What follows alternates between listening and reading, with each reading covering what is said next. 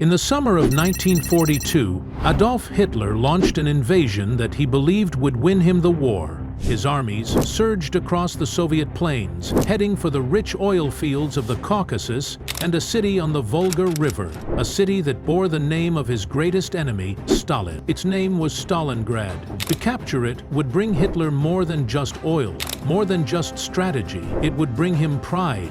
A city named after Stalin, crushed under the might of the Wehrmacht? That, he believed, would break the Soviet spirit. But what began as a calculated offensive turned into one of the deadliest and most brutal battles in human history. The siege would last more than 6 months. Over 2 million men and women would fight. Nearly 2 million would die. This was not a battle. It was a slaughterhouse. Street by street, room by room, brick by bloody brick, and in the middle of it all, Stalin's Red Army, battered but unbroken, began to dig in.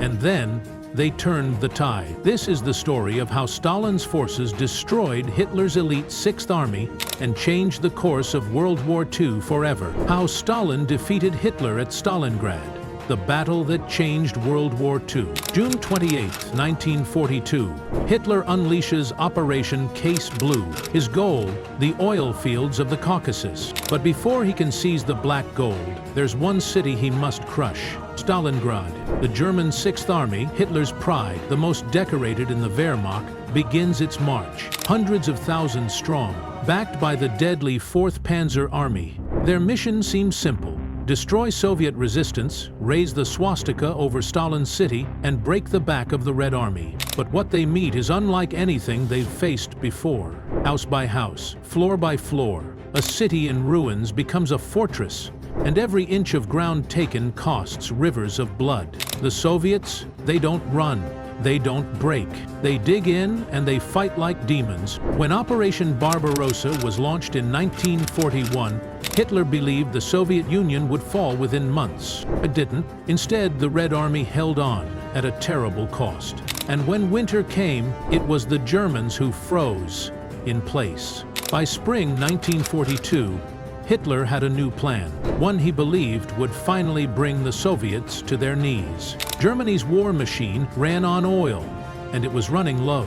To keep his panzers rolling and his Luftwaffe flying, Hitler turned his eyes south to the Caucasus. The Soviet oil fields at Baku produced over 80% of the Red Army's fuel. If Germany could seize them, the Soviet war effort would collapse. The plan was codenamed Fall Blau, Case Blue. Army Group South would drive deep into Soviet territory in a massive pincer movement. But the plan changed as Hitler's ego took over. There was a city on the Volga River, industrial, vital to Soviet transport, and most importantly, it bore Stalin's name. To Hitler, this wasn't just strategy, it was symbolic. To take Stalingrad would humiliate the Soviet leader. It would prove, once and for all, that Nazi Germany was unstoppable. Many of Hitler's generals warned against dividing their forces. Army Group South was split in two: Group A to take the oil fields, Group B to take Stalingrad. Suddenly, one objective became two, and the German war machine, already stretched thin, was pushed to the breaking point. June 28, 1942. The roar of engines breaks the dawn silence. From the forests west of the Don River, the 4th Panzer Army surges forward. Tanks, trucks, artillery, horses. Hundreds of thousands of men plunge into the Soviet South. The early days of Case Blue looked like a repeat of 1941. The Soviets are caught off guard. They fall back, quickly, chaotically. Luftwaffe bombers dominate the skies. Soviet resistance, disorganized and poorly coordinated, collapses town by town. The Germans advance 30, 40, even 50 miles a day. Entire Soviet divisions are overrun or forced to retreat across rivers without support. By mid-July, German forces have crossed the Don River, and in their sights, the prize, Stalingrad. The Red Army, reeling from blow after blow, begins evacuating civilians. But in Stalingrad, Stalin gives a chilling order: not one step back.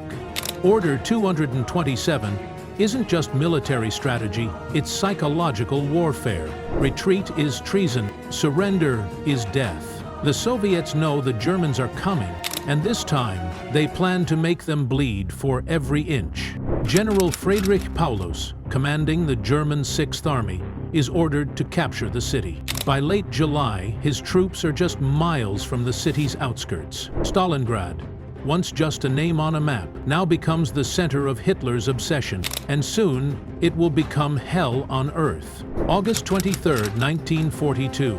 Without warning, the sky above Stalingrad erupts in flame. Wave after wave of German bombers descend upon the city. Factories, schools, apartments, hospitals, all set ablaze in minutes. The Luftwaffe unleashes one of the most devastating aerial bombardments of the war. In one day, over 40,000 civilians perish. The city is torn apart, reduced to a nightmare of twisted steel and smoldering ruin. And yet, Stalingrad does not fall. As the German Sixth Army begins its ground assault, they find themselves trapped in a new kind of battlefield. This is no longer blitzkrieg. This is brutal, close-quarters war. Street by street, room by room, floor by floor, Soviet defenders fight like phantoms, emerging from cellars, firing from factories, vanishing through sewer tunnels. General Vasily Chuikov commands the 62nd Army. His orders are simple: hold the city, die if you must, but hold. In the rubble of the Red October steel factory, Soviet machine gunners mow down wave after wave of advancing Germans. In the railway station, control changes hands 15 times in a single day. Every wall becomes a fortress, every floor a front line. This is no longer a city, it is a graveyard under construction. By mid-September, the Germans push the Soviets into a narrow strip of land, a few kilometers wide, pressed against the Volga River. Supplies trickle in by boat, under constant fire, but the Soviets still do not break. They dig in, they endure. Stalingrad is not falling, it is fighting, and soon it will strike back. November 19, 1942. Before dawn, the frozen steppes north of Stalingrad are silent. Then, thunder. Over 3,500 Soviet guns and rocket launchers erupt in unison, tearing into Axis positions. November 19, 1942. Before dawn, the frozen steppes north of Stalingrad are silent. Then, thunder. Over 3,500 Soviet guns and rocket launchers erupt in unison, tearing into Axis positions. In mere minutes, Romanian lines collapse. The Red Army storms forward. But this isn't an attack on the city itself. It's a strike at the German flanks, where the defenders are not elite German soldiers, but under-equipped Romanian, Hungarian, and Italian troops. The Soviets know exactly where to hit, and they hit with overwhelming force. Two massive pincers drive deep into the German rear, one from the north, one from the south. 4 days later, on November 23rd, they meet at the town of Kalach. The trap closes. Inside it, over 250,000 Axis troops. The entire German Sixth Army, along with parts of the 4th Panzer Army, surrounded. Panic spreads among the encircled soldiers. Ammunition is low, food is running out, the temperature drops to 30 degrees below zero. The Luftwaffe promises to resupply them by air, but the cargo planes are too few, the supplies too little. Most flights are shot down or lost in the snow. German commanders beg Hitler to allow a breakout. He refuses. He insists they stay. He declares the Sixth Army will hold the line and be rescued. But rescue never comes. In December, Field Marshal Erich von Manstein launches Operation Winter Tempest to break the encirclement from the outside. His tanks advance, then halt. Manstein cannot reach them. Paulus is ordered not to move. The Sixth Army is stranded. Inside the pocket, men freeze to death in their trenches. Wounded rot in makeshift hospitals with no medicine. Rations fall to 100 grams of bread per day. Horses are eaten. Then, rats. But the Red Army is not finished. It launches a second offensive, Operation Saturn, slamming into any hope of relief. Soviet tanks roll over the steppe, cutting deeper into Axis lines. Stalingrad is no longer a battle. It is a slow, methodical annihilation. By January, the Germans have lost all ability to resist. Yet Hitler will not permit surrender. He promotes Paulus to field marshal, reminding him, no German field marshal has ever surrendered. But Paulus is no fanatic. On January 31, 1943, he surrenders. A few days later, the last pockets of resistance fall. The battle is over. Out of 250,000 men, only 91,000 surrender. Of those, just 5,000 ever return home. The battlefield is silent. Stalingrad, once a city of 600,000, lies in ashes. Every street, every building, every basement tells the story of a nightmare endured. Frozen corpses litter the ruins. Soviet troops begin the grim task of burial. The Volga runs black with smoke and blood. The cost is staggering. The Red Army has suffered over 1 million casualties, dead, wounded, missing. Civilians who stayed behind are shattered by hunger and trauma. Yet, the city still stands. It never fell. The German losses are worse. More than 800,000 Axis troops are killed, wounded, or captured. Of the 91,000 who surrender, fewer than 6,000 will ever return. The rest vanish into Soviet labor camps. The Sixth Army, once the pride of Hitler's Wehrmacht, has ceased to exist. And with it, something else dies.